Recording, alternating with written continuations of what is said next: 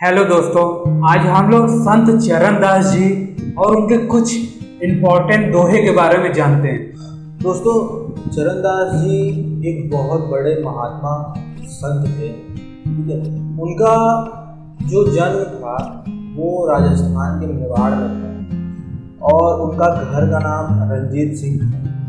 ठीक है, और वो बचपन से ही परमार्थी थे। मतलब उनको भगवान में और भक्ति करना उनको बहुत इंटरेस्ट था। बचपन से ही उनको स्कूल भी भेजा गया था चरणदास जी को, तो वो किताबी पढ़ाई में इंटरेस्ट नहीं लिए, वो हमेशा राम राम का नाम ही जपते रहते थे। और बाद में चल के वो एक बहुत बड़े महात्मा संत मतलब मिले। आप उनका बायोग्राफी नेट पे ढूंढेंगे, महात्मा चरणदास जी के नाम से तो मिल जाएगा। ठीक है, जो चरणदास जी थे वो बचपन से परमार्थी तो थे ही, और वो सुखदेव जी को अपना गुरु मान लिए थे। बचपन से ही वो मान के चलिए 4-5 साल की अवस्था से ही वो राम का नाम करते। जब लोगों को पता भी नहीं होता कि भगवान भी होते हैं या भगवान भी, तब से वो भगवान को मतलब बहुत प्रायोरिटी देते थे अपने लाइफ में। और उनके पिताजी बहुत जल्द ही, जब वो 7 वर्ष के थे तभी उनके पिताजी उनको छोड़ के चले गए। मतलब कुछ वाक़या हुआ था, कुछ दुर्घटना हुई थी, जंगल गए तो फिर वापस ही नहीं लौटे उनको। तो ऐसे थे मतलब उनके कुछ जीवन के लम्हे। दोस्तों, ऐसा माना जाता है कि चरणदास जी ऐसे संत थे, ऐसे मतलब उनकी भक्ति इतनी प्रबल थी कि उन्होंने स्वयं अपनी माता को साक्षात भगवान के दर्शन करवाए। चरणदास जी के कुछ विचार हैं बहुत अच्छे, जिनमें से उनके 2 विचारों को मैं आपके सामने दोहे के उनके थ्रू आपके सामने ला रहा हूँ, जो कि काफ़ी अट्रैक्टिव मुझे लगा। माता से हरि 100 गुना, उनसे 100 गुरु देव। माता से हरि 100 गुना, उनसे 100 गुरु देव। प्यार करे अवगुण हरे, चरणदास गुरुदेव। मतलब पहली लाइन में वो ये कह रहे हैं, माता से हरि 100 गुना और उनसे 100 गुरुदेव। मतलब जब एक बच्चा होता है, ठीक है, या सपोज करो कोई बच्चा आया तो सबसे ज़्यादा प्रेम उससे कौन करता है? उस समय उसकी माँ करती है। ठीक, मैं एग्जाम्पल दे रहा हूँ आपको। उनसे 100 गुरुदेव, माता से हरि 100 गुना, उनसे 100 गुरुदेव। मतलब माता से 100 गुना ज़्यादा प्यार हरि करते हैं, मतलब गोविंद मतलब भगवान करते हैं। और उनसे 100 गुरुदेव, और भगवान से कहीं ज़्यादा प्रेम उस जीव का गुरु करता है, उस बालक का गुरु करता है। वो यही कह रहे हैं, जब बालक ज्ञान लेता है ना, तो माँ के लिए तो बच्चा बच्चा ही रहता है, लेकिन जब वो किसी गुरु के पास जाता है तो वो गुरु उसकी माँ से कहीं ज़्यादा उससे प्यार करता है। मतलब एक जो दिव्य गुरु होता है वो अपने सच्चे शिष्य से वो प्यार करता है ना, जिसकी परिकल्पना मैं आपको बता नहीं सकता, लेकिन वो दिखता है। उसकी नज़र अपने शिष्य पे या अपने एक बालक की तरह मानता है, और उस पर इस तरह होती है कि उसका कोई बाल बांका भी ना कर सके। अगर कभी ऐसा समय भी आता है ना, तो उस गुरु की कृपा ही उसका रक्षण करती है। यहाँ पे चरणदास जी यही बात कह रहे हैं, माता से हरि 100 गुना, उनसे 100 गुरुदेव। माता से कहीं ज़्यादा प्रेम एक बालक से उस भगवान करते हैं, क्योंकि भगवान ने ही संसार में उसको भेजा है। और उससे भगवान से कहीं ज़्यादा उसका गुरु करता है। उसके बाद प्यार करे अवगुण हरे। जो गुरु होता है, साक्षात दिव्य गुरु जो आपके पास होता है, मतलब जिनकी शरण में आप जान पाते हो, उपदेश पाते हो, अपनी जिंदगी या अपनी आत्मा को आप सही गति में लेके जाते हो, वही गुरु प्यार करे अवगुण हरे। प्यार भी करता है आपका, आपके अवगुणों को भी हरता है। और अवगुण कैसे हरता है?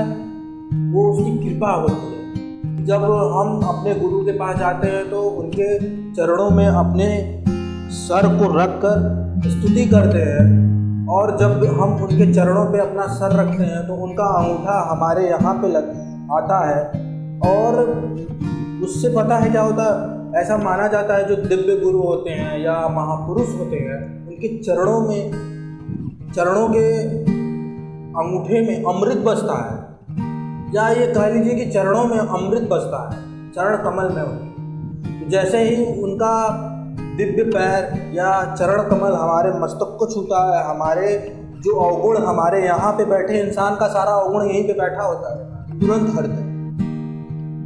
तो प्यार करे अवगुण हरे, चरणदास गुरुदेव। तो चरणदास जी गुरुदेव को इस तरह से वंदना करते हैं, स्तुति करते हैं। इस दोहा में जो मैंने अभी आपको सुनाया, बहुत ही हृदय स्पर्शी ढंग से चरणदास जी ने गुरु की वंदना का वर्णन किया। अब आते हैं अगले दोहे पर। तुम साहब करतार हो, हम बंदे हैं तेरे।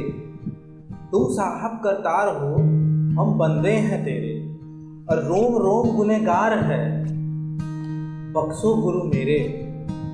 तो जहाँ पे अपने गुरु से वंदना कर रहे हैं चरणदास जी, वंदना करते हुए ये कह रहे हैं कि तुम साहब करतार हो।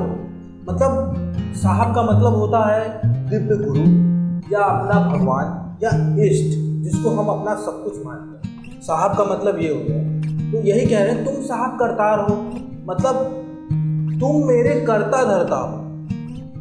जो भी मेरा है, जो मेरा हो रहा है, जो मेरा शरीर है, यहाँ तक कि जो मेरी श्वास भी चल रही है, वो भी तुम चला रहे हो।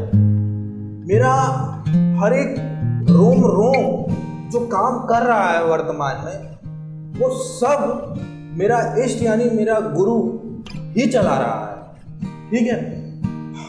तुम साहब करतार हो, हम बंदे हैं तेरे। मतलब तुम करता धरता हो मेरे, और हम क्या हैं, हम जो भी हैं सब तुम्हारी देन है। मतलब सीधी सीधी बात है, वो ये कह रहे हैं महात्मा चरणदास जी कि हम कुछ नहीं है, हम जो भी हैं सब आपसे हैं। मतलब हम बंदे हैं तेरे, मतलब हम आपके हैं।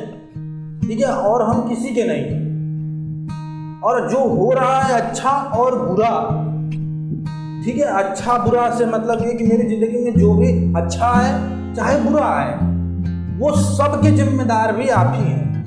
मैं नहीं जानता, जब अच्छा हो रहा है तो भी आप ही कर रहे हो, जो बुरा हो रहा है तब भी आप ही कर रहे हो। मतलब वो ये दिखा रहे हैं कि मैं पूरी तरह परमात्मा पे डिपेंडेंट, मैं खुद पे डिपेंड नहीं हूँ। वास्तव में लोग आज की दुनिया में क्या है, यही ना, कुछ मिल गया तो कहते हैं कि नहीं मैं हूँ, मैं हर जगह तो मैं ही है। कौन ये कहता है कि नहीं, अगर ये चीज़ मुझे मिली तो वो ऊपर वाले की दया है। आप देखो ना, अपने समाज में देखो आप, बाकी देना जो भी चीज़ें तुम्हें मिल रही है ना, वो भगवान ही दे रहा है। चाहे वो नास्तिक हो चाहे आस्तिक हो, सबको भगवान ही दे रहा है। तो आगे चलते हैं इसके। रोम रोम गुनहगार है, बख्शो गुरु मेरे। कहने का मतलब ये है कि पाप और पुण्य का मुझे पता नहीं। ठीक है। मैंने इस संसार में जो भी कर्म किया तो किया, लेकिन उसमें क्या पाप था क्या पुण्य था मुझे नहीं पता यार। आप खुद बताओ ना, कि लोग कहते हैं मैंने पुण्य किया, मुंह से तो वो कह रहे हैं पुण्य किया, क्या उन्होंने जो पुण्य किया उसका कोई प्रमाण है कि हाँ तुमने पुण्य किया? नहीं ना। तो उसी पे ये कह रहे हैं तो मुझे पता ही नहीं पाप और पुण्य क्या है। मैंने अनजाने में हो सकता है बहुत पाप किए हों। तो वही कह रहे हैं रोम रोम गुनहगार है, बख्शो गुरु मेरे। मतलब जो गुनाह मैंने अनजाने में किया चाहे जानबूझ के किया, उसके लिए मुझे बख्शो, क्षमा करो, मेरी आत्मा को सही गति प्रदान करो। तो ये चीज़ें वो अपने गुरु से स्तुति या वंदना कर रहे हैं, और वो ये इंडिकेशन भी दे रहे हैं कि आपको ये नहीं कहना चाहिए कि हम ही सब कुछ हैं या हम ही जो कर रहे हैं सब कर रहे हैं। आप सिर्फ इस संसार अगर रंगमंच है तो आप उस रंगमंच पे जो नाटक चल रहा है उसके मात्र एक पात्र, और उससे ज़्यादा आप कुछ नहीं हो, ये भी आप जान लो। ठीक है, जो कहता है मैं करता हूँ, हो सकता है वो करता है, लेकिन कब तक करेगा? जब तक ऊपर वाला चाहेगा, जब तक ये आत्मा है इस शरीर में तभी तक। इस चीज़ को तो एक्सेप्ट करेगा वो। हाँ, ये चीज़ तो एक्सेप्ट करना ही पड़ेगा आपको कि जब तक आपके शरीर में आत्मा है, जो समय वो आपको दे के भेजा है उसी समय में आप करोगे। जिस दिन वो समय खत्म हुआ, ये शरीर आपका, आपकी आत्मा छोड़ के चल देगी इस शरीर को, फिर ये शरीर कूड़ा की तरह हो जाएगा। लेकिन जो परमात्मा पे डिपेंड होता है, यहाँ पे वो इंडिकेशन दे रहे हैं कि जो भगवान पे या अपने इष्ट पे डिपेंडेंट होता है उसके लिए सुख और दुख की स्थिति एक बराबर होती है। तो वहाँ सुकून मिलता है। यार दुख है फिर भी आप के साथ कुछ बुरा होगा, सपोज करो मेरे साथ कुछ बुरा होगा, तो उसके लिए भी वही गुनहगार होगा। तो भैया हम तो आपकी आराधना करते हैं, आप ही जानो मेरे साथ क्या हो रहा है। लेकिन अच्छा और बुरा इंसान का स्थिति तब समान आती है जब वो किसी को अपना इष्ट मान के सब कुछ उस पर छोड़ देता है। हो सकता है मेरे वीडियो को भी देख के लोग मजाक उड़ाएं, लेकिन सच्चाई को आप बदल नहीं सकते। जो बातें मैंने आपको बताई ये यूनिवर्सल ट्रूथ है, और मुझे खुशी है कि मैं चरणदास जी जैसे महान संत को आपके सामने लेके आ रहा हूँ। मुझे ये गर्व की बात है कि ये हमारे भारत से बिलोंग करते थे। आगे हमारे आने वाले वीडियोज में भी बहुत सारे ऐसे संतों की मैं बात करूँगा जो काफ़ी इंस्पायरेशन देते हैं हमारी ज़िंदगी में। तो मेरे लिए ये, हमारे लिए मतलब बहुत प्राउड की बात है कि हमारे भारत देश में इतने बड़े महान संत जिनके बारे में कोई जानता नहीं। आपके लाइफ में कोई भी प्रॉब्लम चल रही है तो हमारे इंस्टाग्राम पेज पे जाके हमें मैसेज करें, आप हमें कमेंट भी कर सकते हैं, हम आपकी प्रॉब्लम पे वीडियो ज़रूर बनाएंगे। तब तक के लिए